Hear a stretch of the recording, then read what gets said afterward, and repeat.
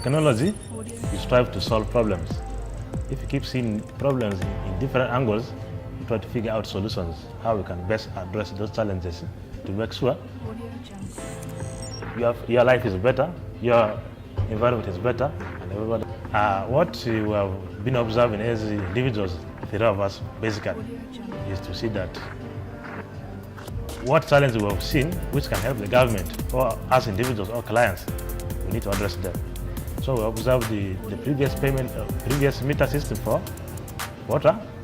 We saw the analog system which has been rolled out.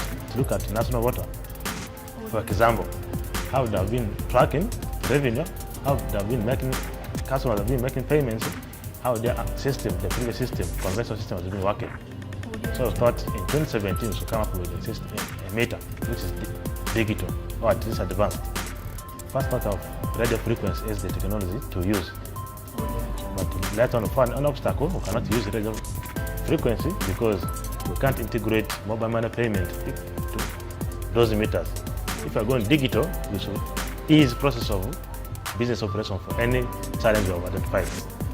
Started searching more and found that we can actually use cellular network, telephone network to do a digital meter, which is 100% compatible with the mobile money payment and agent bankers for banking system. The meter itself, which has a SIM card, of any kind, MTN or Airtel or any other.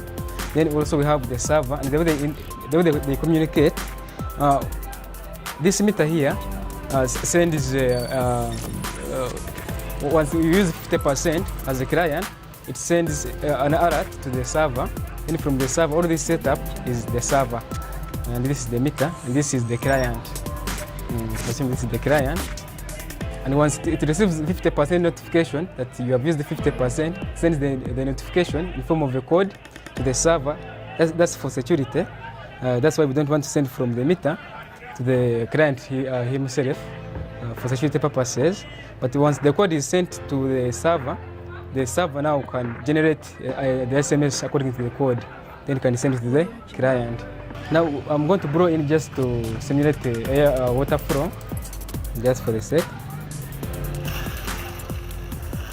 And we receive an SMS showing 50%. Then the same SMS will be shown for 80% and 100%. Then above 100% should be able to close. That's above 100%. That's called overdraft function, whereby you use more than 100%.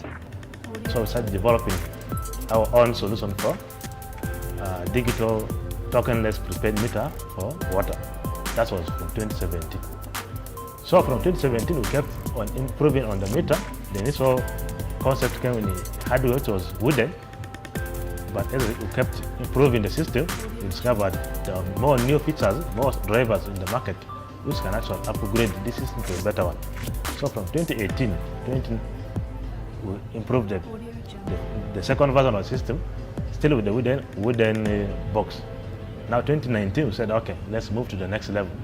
How can we start approaching other industries to ensure that we have a complete digital prepaid meter which eliminates the token? Because with token, we find the human errors. I can have a token of 20 digits. Inputting those 20 digits, I can miss sub, and it keeps confusing the meter. And two, a meter which understands the previous transactions via revenue collections.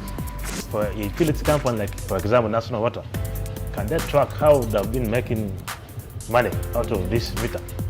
Then three, can a utility company get revenue instantly instead of waiting for the customer use the service first, then pay later, whereby the defaulters?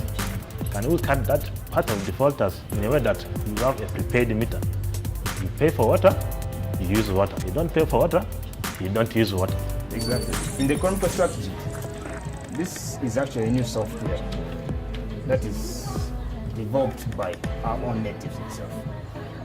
Because we could see a similar in this, but in the currents of new features or new innovations, we look at it as an upgrade to the previous ones, which are built in radio format.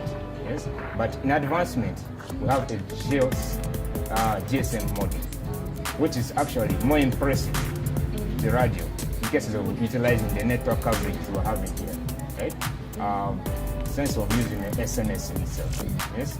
It's more technically advanced and its usability is more prominent. Now, in this case, we're moving from a system actually where we expect households to take the walk to the shop center itself and buy as the Yaka would work, buy from that sale and pay more money. It's routinely intensive for a household to do that, yes? And cost is actually a lot on that household. So this is actually an easy format.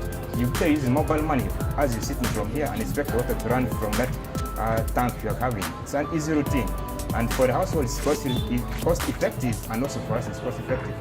Because in the process of conserving finances in the economy and actually reserving that finance itself. So water itself should not be a very big burden in households and also for us itself. We have